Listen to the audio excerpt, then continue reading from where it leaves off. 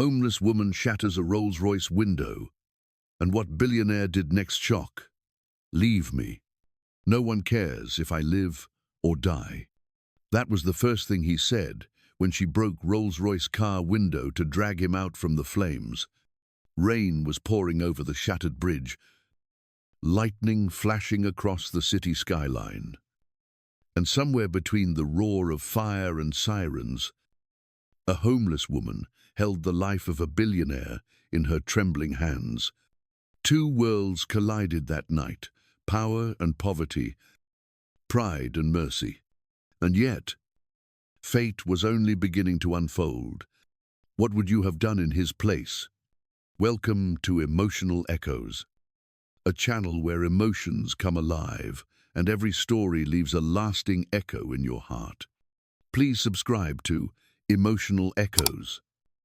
Help us reach 1,000 subscribers so more souls can feel these stories.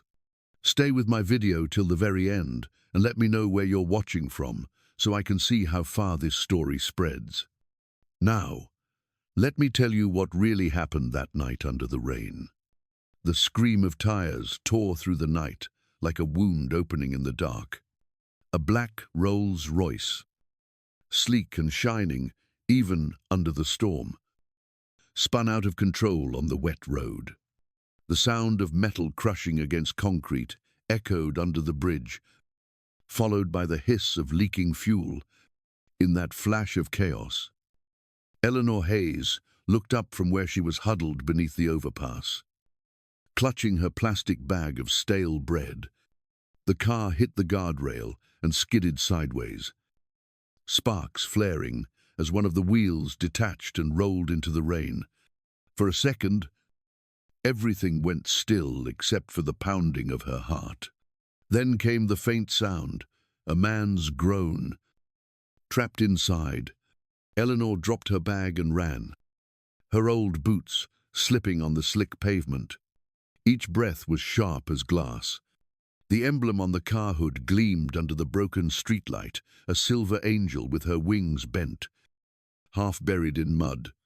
She pressed her hands against the driver's window. The man inside wasn't moving. He was slumped forward, his face pale, blood trailing down from his temple.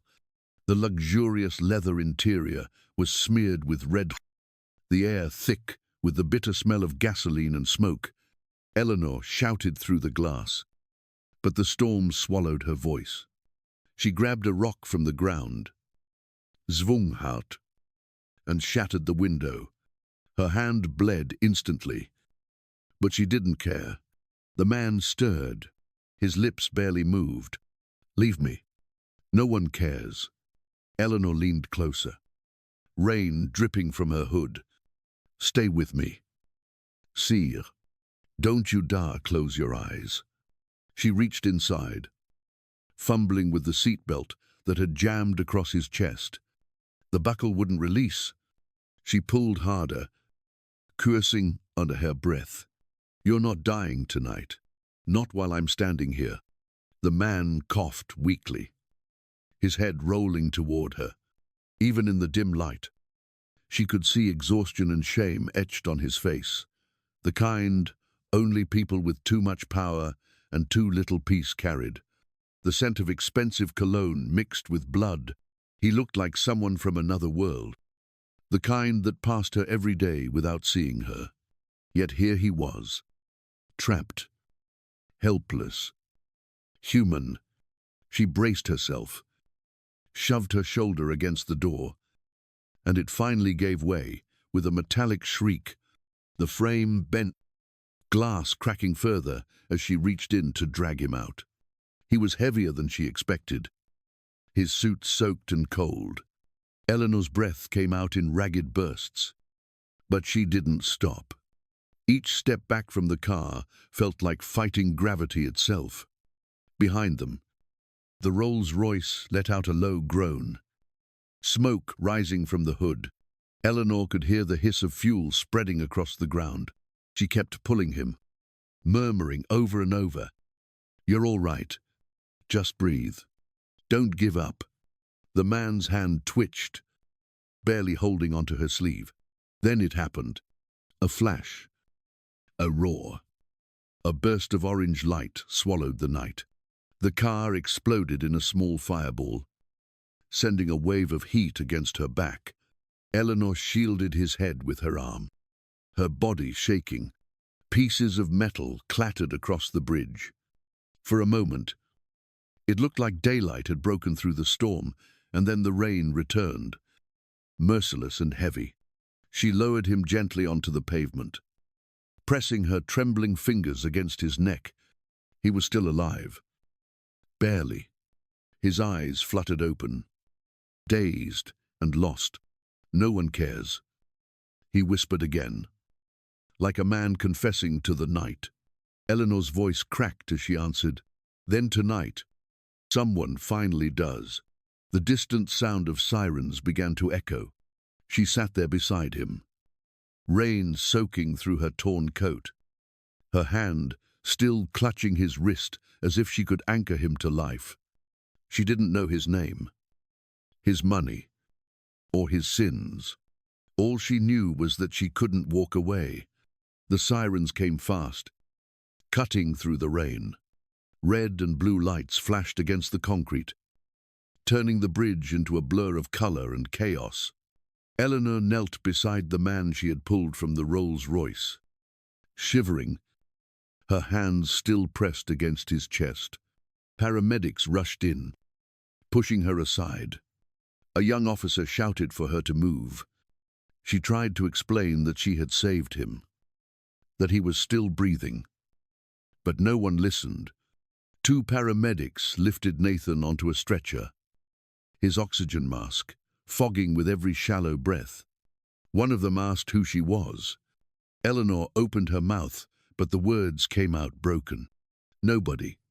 Just, I found him." The man scribbled something on his clipboard and turned away. The officers began to rope off the area. Someone muttered that the car belonged to Nathan Hale, the billionaire from Hale Technologies. Another looked at Eleanor's torn coat and whispered that she must have been trying to steal something. Eleanor's legs gave out. The adrenaline that had kept her alive drained away, leaving her empty. She sank to the pavement, her hands raw, her knees bleeding. Someone told her to step back. She tried, but her vision blurred. The last thing she saw before her eyes closed was the ambulance door slamming shut, the red light disappearing into the storm. When she woke, the world was white and quiet. A smell of disinfectant filled the air. Eleanor blinked at the fluorescent light above her and realized she was lying in a hospital bed. Her wrist had a paper tag that read Jane Doe, homeless woman. For a moment she thought they had made a mistake. Then she understood. To them, she was nobody. A nurse came in, holding a clipboard. Her tone was clipped, tired. She said Eleanor had been found unconscious near the crash site and that she was lucky to be alive. When Eleanor asked about the man, the nurse frowned. "The one in the Rolls-Royce, he's in a private wing. Someone like you shouldn't have been anywhere near that. Next time, mind your own business. People like him don't even look your way." Eleanor didn't answer. She turned her head toward the window. Outside, the rain hadn't stopped.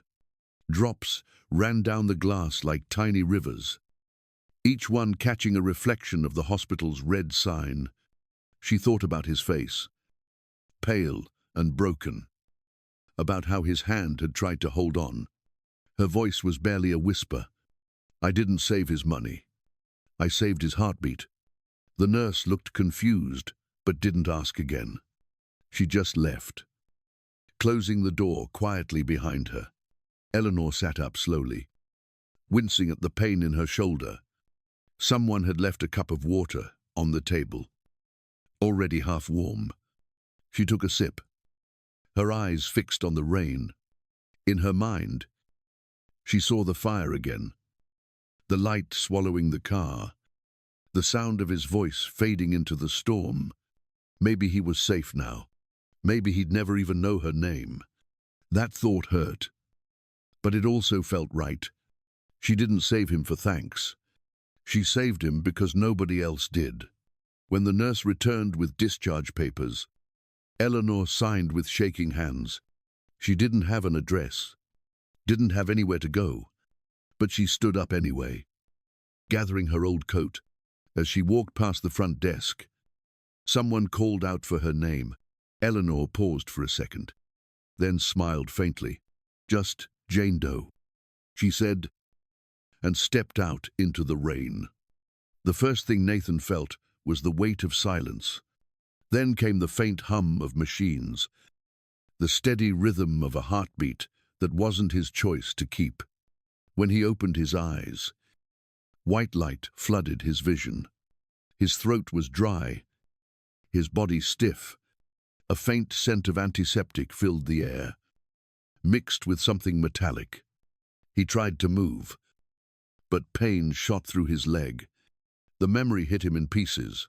The rain, the screeching tires, the flash of light, and then a voice, soft, trembling. "Disperate. Stay with me.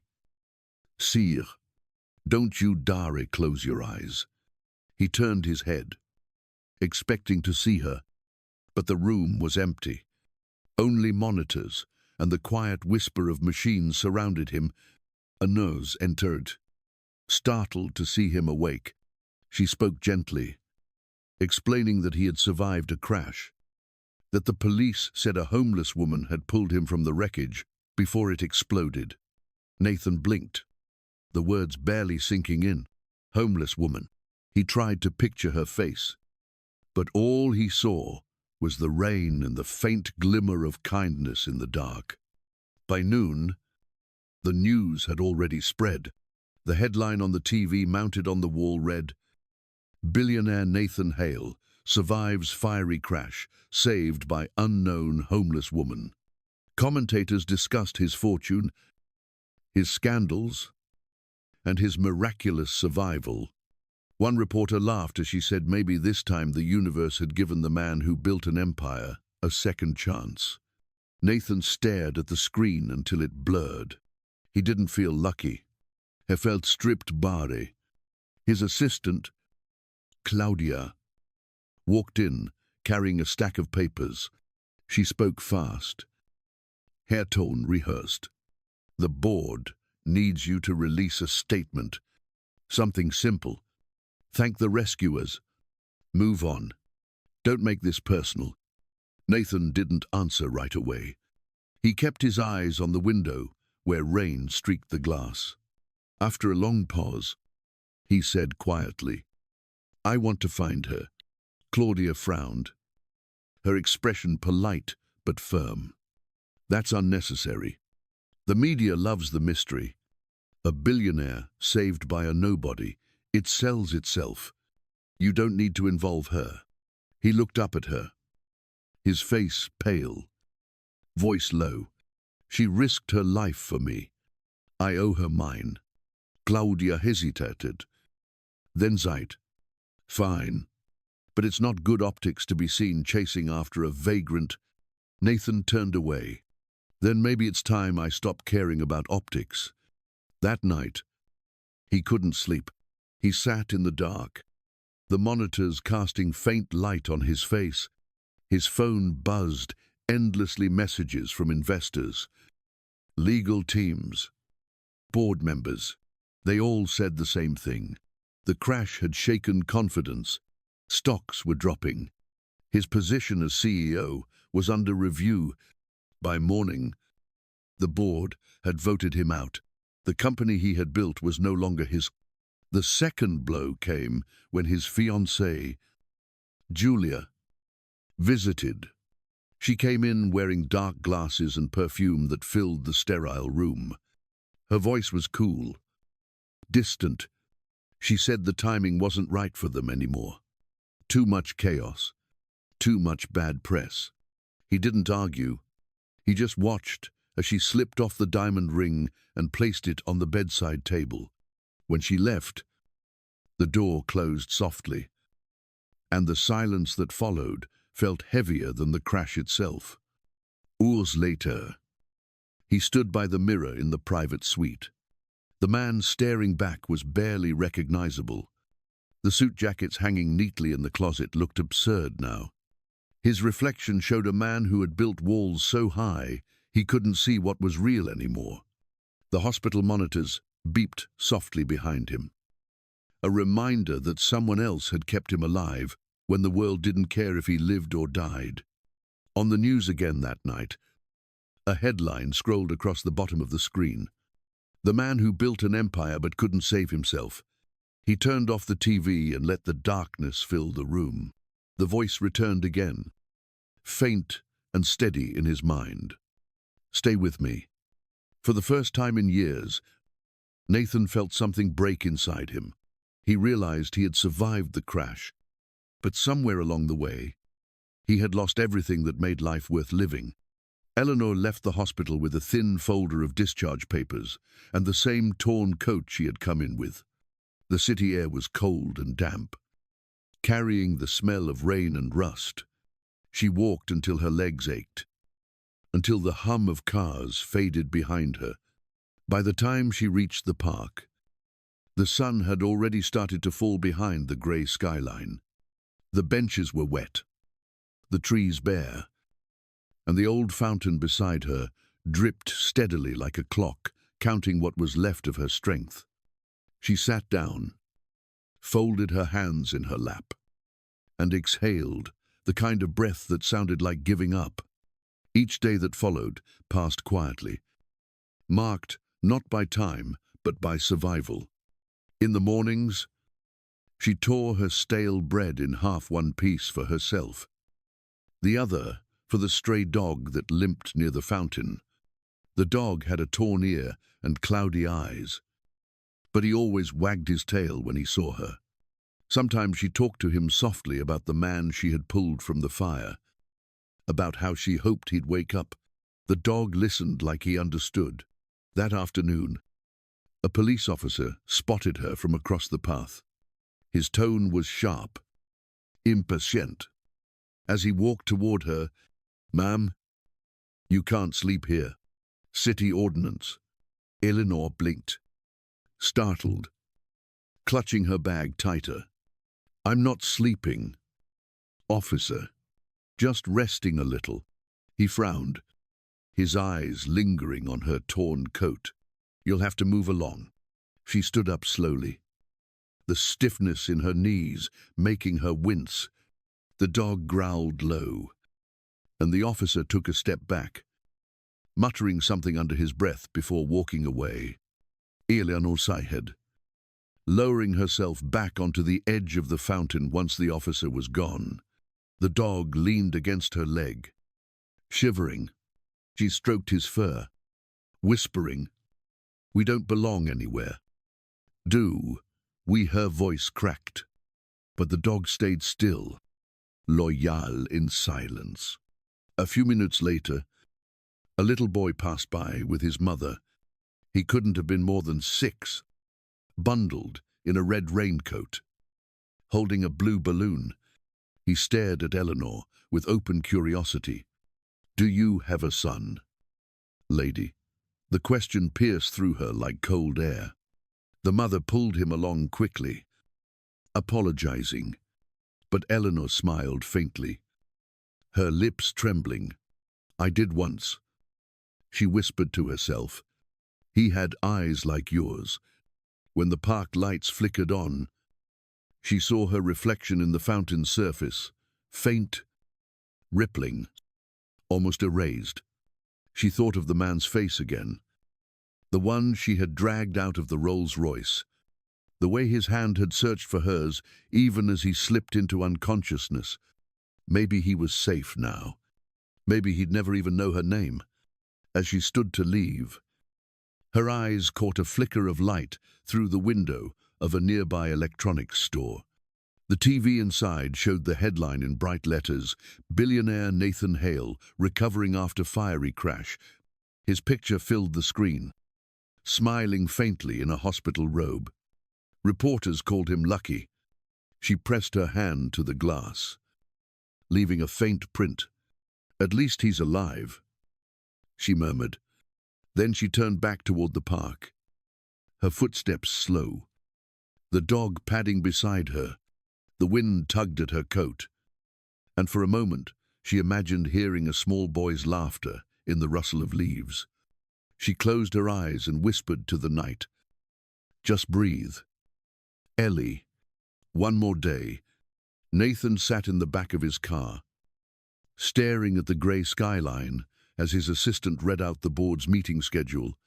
It was supposed to be his first public appearance since the crash. The press was waiting. The shareholders were nervous, and the company needed reassurance. Claudia's tone was crisp, rehearsed, as she reminded him to wear the navy suit and smile for the cameras. Nathan listened in silence, the hum of the city outside blurring her words into static. When she finally asked if he was ready, he said quietly, "Cancel it." Claudia froze, confused. "You can't. They're expecting." He cut her off with a calmness that felt heavier than anger. "Then let them expect." He turned to the window, his reflection pale and distant. "I'm done pretending for people who wouldn't stop for a dying man." She tried to argue, but he was already reaching for the door handle. "Have the driver take me to the lower district," he said. "I need to find someone." An hour later, the luxury car rolled through streets that looked nothing like the glass towers he once ruled.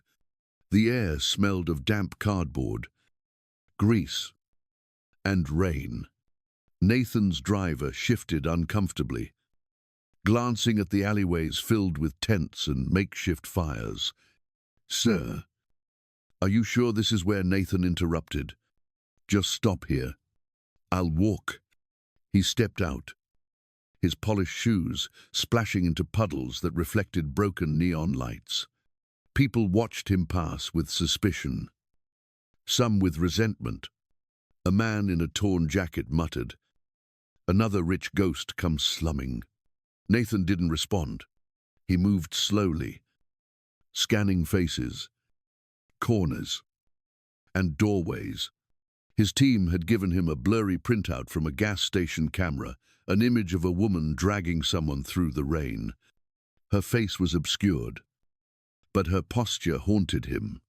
He stopped by a small grocery stand, showing the photo to the owner, a tired woman with sharp eyes. "Have you seen her?" The woman squinted, wiping her hands on her apron. "Hard to tell. You people all look the same when you're looking down at us." Nathan blinked, unsure how to answer. She turned away, muttering, "Heroes don't come in rags." Further down the street, his security team was already at work, showing the photo to shopkeepers and bystanders. Most shrugged. Some laughed. A few looked irritated that men in suits were disrupting their day. One older man selling cigarettes leaned forward, studying the image. "I saw someone like her once. Collects bottles, talks to herself sometimes. If you're looking for trouble, she's not it. If you're looking for grace, you might have missed it." Nathan thanked him and walked on. The deeper he went, the quieter the city felt. The rhythm of this world wasn't built on schedules or screens. It was survival, measured in hunger and exhaustion. He saw a woman rocking a baby under a torn umbrella, a man washing his face in the gutter, a teenager staring blankly at a broken phone. Each glance hit him like a reminder of everything he had ignored. He stopped near an underpass, where a small group huddled around a barrel fire. Their faces flickered in the orange light, weary but alive. Nathan's driver caught up, holding an umbrella over him. "Sir, please, let us handle this." Nathan shook his head. "You can't hire someone to find what you lost inside yourself." A few blocks later, he saw her, a thin woman crouched beside a trash bin, sorting through empty cans with a stray dog by her side. Her coat was torn, her hair streaked with grey. There was something familiar about the way she moved, careful, deliberate, like someone who had learned to survive quietly. He hesitated, then stepped closer. "Excuse me," he said softly. "Have we met before?" She didn't answer at first. Her hand stilled, and she looked up slowly. Her eyes met his, calm and unreadable. "Only angels remember the dying," she said. Then she turned and walked away, the dog following behind.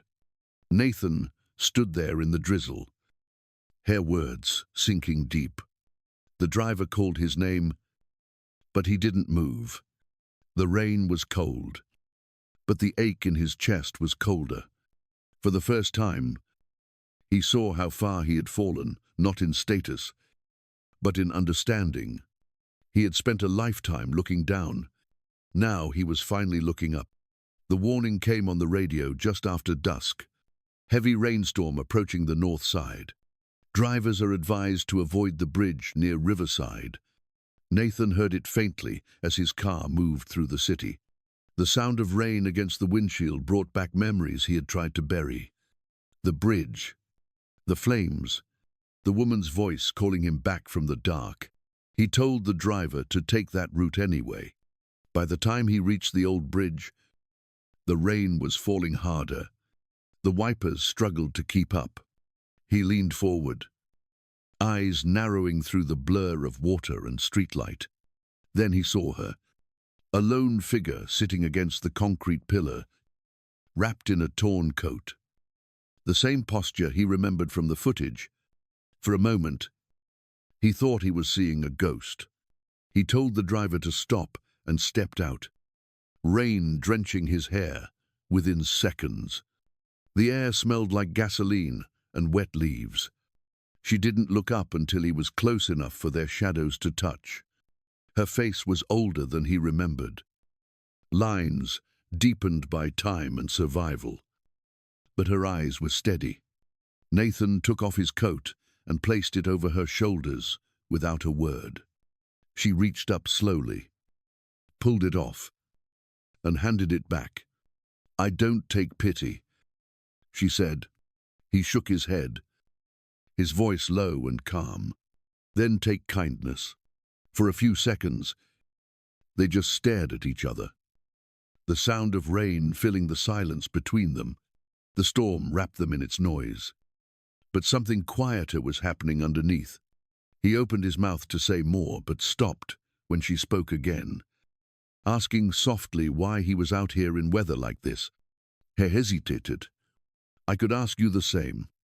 She looked toward the river, her breath white in the cold. Some storms bring people back where they started. Nathan's heart clenched. That voice, it was the same voice that had cut through the roar of fire and rain that night. The same voice that had refused to let him die.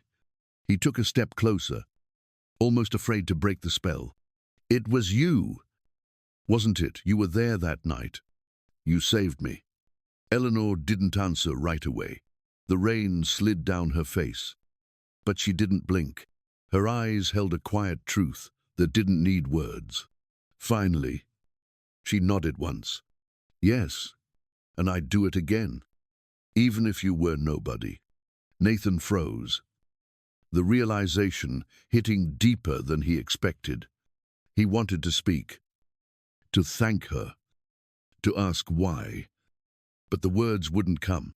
Gratitude and disbelief tangled in his chest until all he could do was stare. She looked at him, not as a man of power, not as a billionaire, but simply as someone alive.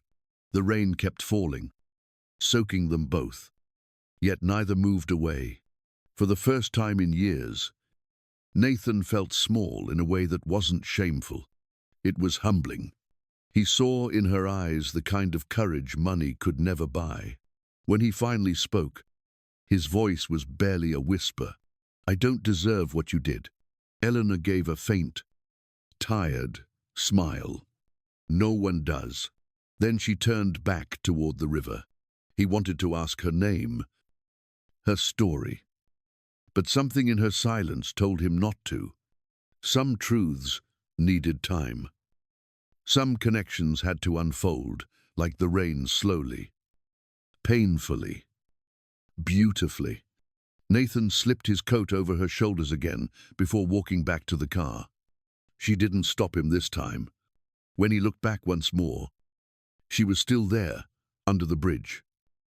Her silhouette framed by lightning. For a fleeting second, the storm felt almost peaceful. Two lives, once strangers, now tied by one night neither would ever forget. Nathan brought her home that night without a plan. Only a feeling he couldn't name.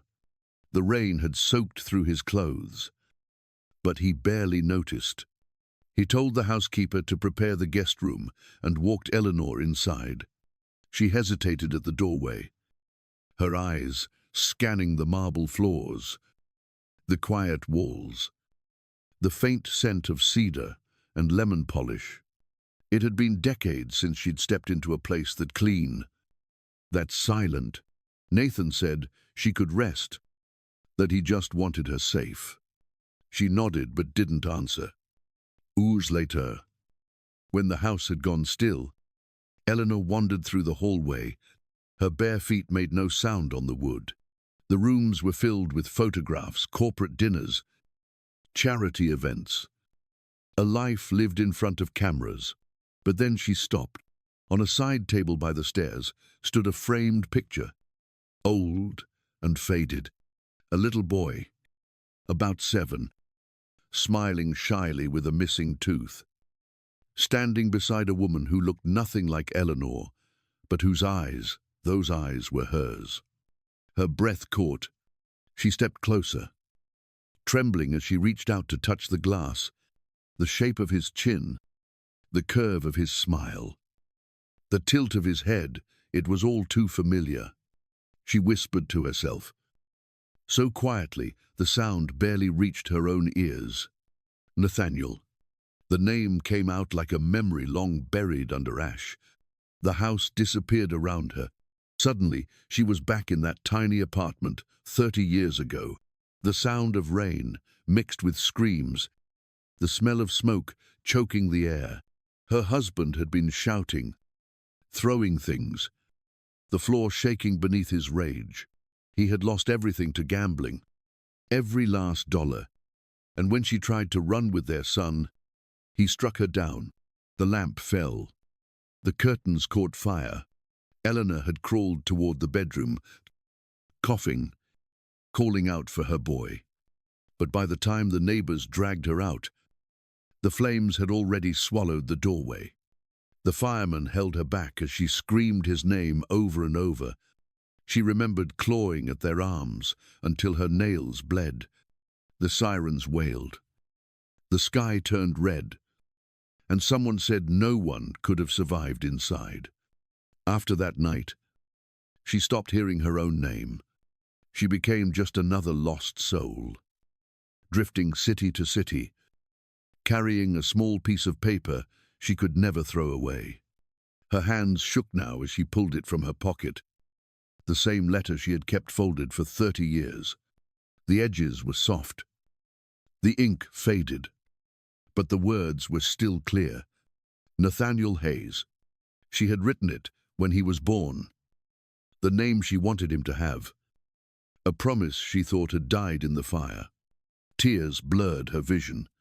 She pressed the letter against her heart, whispering, "I found you too late." Behind her, footsteps echoed.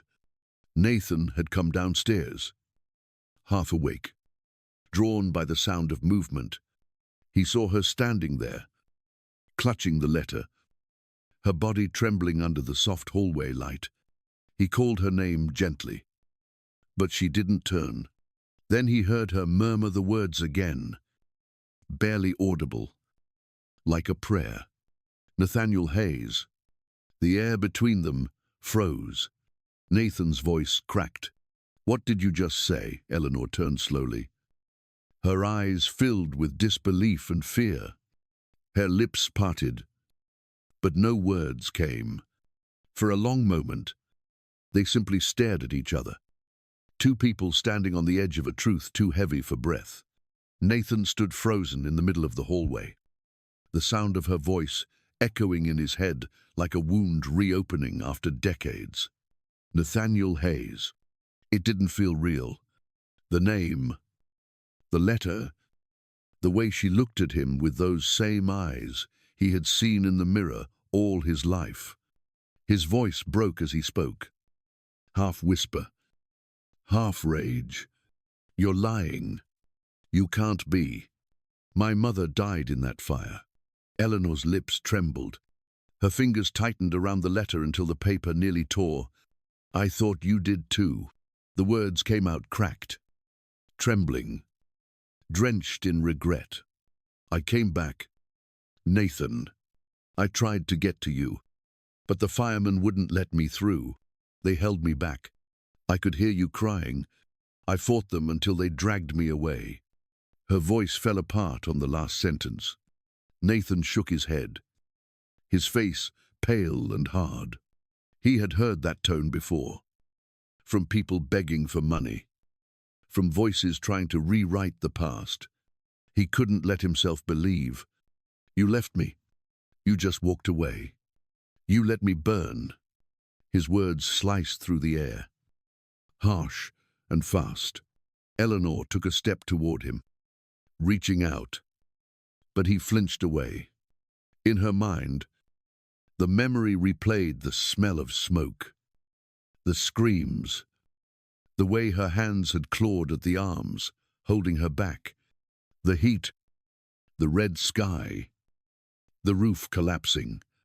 She had seen her world die in that light. I didn't leave you. I never stopped searching.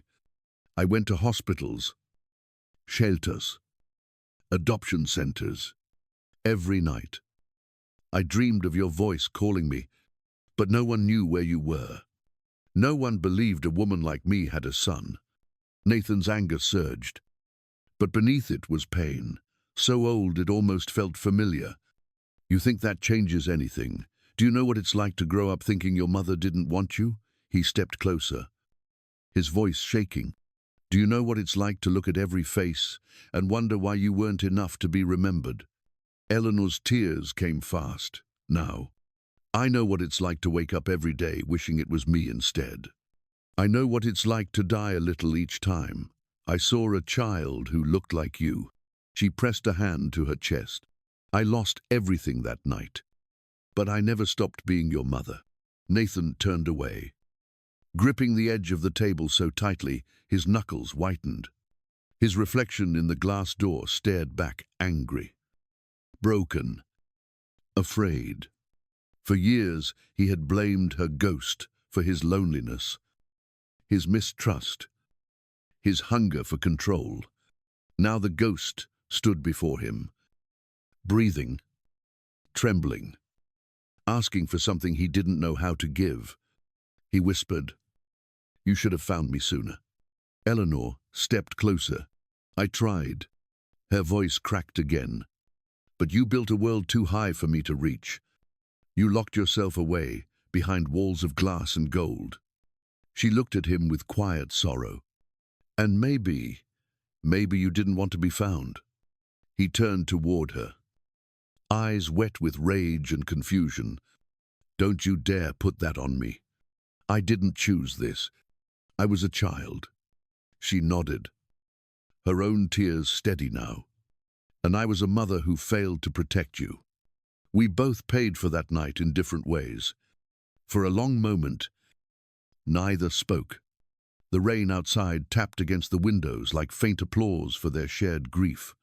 The room felt heavy, thick with years of silence breaking all at once. Nathan's chest rose and fell, his throat tight, but the fury in his eyes slowly dimmed into something sadder. Eleanor's shoulders shook as she whispered, "I'm sorry, my son." He looked at her, his mouth opening but no sound coming out. There were too many words between them, 30 years of questions, of pain that didn't know where to go. He finally sat down, head in his hands, unable to look at her. She stood across from him, exhausted and trembling. But she didn't leave. Blood had made them strangers once, but heartbreak was what held them in the same room now. The silence that followed wasn't forgiveness. Not yet. But it was the first time in 30 years they breathed the same air as mother and son. The rain came again that night, harder than before, beating against the windows like a warning. Nathan had been pacing the living room, the silence between him and Eleanor still raw from their confrontation. When the lightning flashed, he saw something on the table near the doorway, a folded piece of paper, soaked by her tears. His heart sank before he even opened it. Inside, in shaky handwriting, were the words that stopped his breath. "Forgive yourself before you forgive me." He ran through the house calling her name. But every room was empty. The front door swung in the wind, half open. He grabbed his coat and rushed outside. Rain stinging his face. Memories flooding back the night of the crash. The fire. Her voice pulling him out of the dark. He told the driver to stay, then took the car himself. Tires cutting through water as he sped toward the bridge. The city blurred around him, headlights slicing through sheets of rain. Every streetlight felt like a countdown. His hands tightened on the wheel. All he could think of was how she had looked at him the night before. Fragile, but fearless.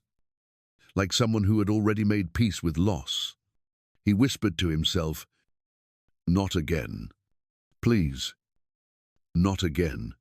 When he reached the bridge, the world had turned into a storm of water and shadow. The river below roared, and for a second he thought it was too late. Then he saw her. Eleanor lay near the same spot where his car had burned all those months ago. Her body curled, her face turned toward the rain.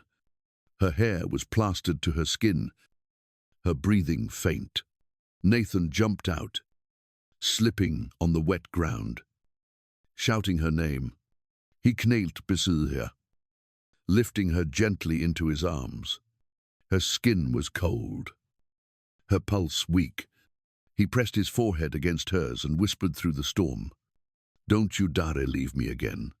Not like this." He could barely see through the rain. But he didn't stop. He wrapped his coat around her, pulled her close, and carried her toward the car, his voice shaking. "Please, Mum, stay with me." The word felt foreign on his tongue, but right in his heart. It broke something open inside him that he didn't know he'd been holding for years. For the first time, he wasn't the man who needed saving. He was the son who finally understood what love was meant to be: messy, painful, unconditional. As he carried her, the rain softened, turning into a whisper against the pavement. The bridge lights flickered above them, the same pale glow that had once marked the beginning of his fall. Now it felt like forgiveness. He laid her gently in the back seat, holding her hand tight as he told the driver to head for the hospital. The sirens echoed faintly in the distance. Nathan kept talking to her, words tumbling out between breaths. "You're not leaving me again. You said I had to forgive myself first. I can't do that without you." Eleanor's fingers moved just enough to squeeze his hand. He looked at her, tears mixing with rain. And for the first time since that night under the bridge, he smiled through the ache. The voice in his head was no longer hers, calling him to stay alive. It was his own, whispering back, "Love isn't measured by what we lose. It's measured by who we choose to hold on to when everything else is gone." The storm was gone when morning came. The city outside the hospital window looked washed clean, as if the night had taken everything dark with it. Eleanor opened her eyes slowly, the light soft against her face. For a moment, she didn't know where she was. Then she felt warmth, Nathan's hand holding hers. Steady. Percent. Trembling just a little. He hadn't slept. His eyes were tired, but softer than she had ever seen. He smiled when she looked at him, a quiet relief breaking through the silence. "You made it?" he whispered. "You came back to me." Eleanor's lips curved faintly. "So did you?" Her voice was fragile, but there was peace in it, like she had finally reached the shore after a lifetime adrift. Nathan tightened his grip, afraid that if he let go, the world might slip away again. For a while, they said nothing. The only sound was the slow rhythm of the monitor and the faint hum of life returning. Sunlight filtered through the blinds, resting on their faces, soft and golden. A nurse brought in a tray, a bowl of oatmeal, a cup of coffee, a glass of orange juice. Nathan helped her sit up, spooned a bit of the oatmeal, and smiled shyly. He told her it was terrible. Hospital food always was, but that it was the best breakfast he'd ever had. She laughed, a dry little laugh that turned into a tear. He reached out, brushing it away with the back of his hand. "I used to have everything," he said. "Money, power, people pretending to care, but none of it ever filled the space that belonged to you. I didn't even know what I was missing until now." Eleanor looked at him with eyes full of forgiveness. She told him she never wanted his success, only his happiness, that what mattered wasn't how far he had climbed, but that he found his way back home. She took his hand again, tracing the lines of his palm like she was memorizing him all over again. "You were never lost, Nathan. You were just finding your way back." Later that morning, the world outside began to learn their story. News channels replayed his photo beside a headline that read, "The Billionaire's Hidden Miracle." The story of the homeless woman who once saved a man who turned out to be her son spread everywhere. Reporters called it fate. Nathan called it grace. When asked what he would do next, he simply said he wanted to give others the second chance his mother gave him. A week later, he stood on a small stage in front of cameras, with Eleanor sitting quietly in the front row. He announced the creation of the Second Chance Foundation, dedicated to providing homes, jobs, and dignity to people who had been forgotten. He said the foundation wasn't charity, but a promise to never overlook another human being the way he once overlooked his own mother. His voice cracked at the end, and Eleanor's eyes filled with tears. But this time they were tears of pride. That evening, they returned to the house together. The storm had left behind a sky so clear it almost didn't seem real. Nathan brewed coffee while Eleanor hummed softly at the kitchen table. There were no grand speeches, no need for them. Just two people sharing a quiet morning that had come much too late. Yet just in time, as the light poured in through the windows, Nathan looked at her and said softly that forgiveness was the only thing that ever made him truly rich. Eleanor smiled, her eyes glistening in the golden light. Then she reached across the table and whispered, "That's all I ever wanted you to learn." Outside, the wind was gentle again, and for the first time in 30 years, the world felt safe. Sometimes, the people we walk past are the ones carrying our redemption. Nathan once believed he had built his world out of power and success, but it took a forgotten woman in the rain to remind him what love really meant. Eleanor didn't just save her son's life that night under the bridge. She saved his soul. She showed that forgiveness can rebuild what time has broken. And that kindness, no matter how small, can reach across decades of pain. If this story touched you, take a moment to share it. Tell someone that compassion still matters, because you never know whose world might change from a single act of care. And if you want more stories that remind us of what truly matters, subscribe to Emotional Echoes and stay with us on this journey of heart and healing. Thanks for listening.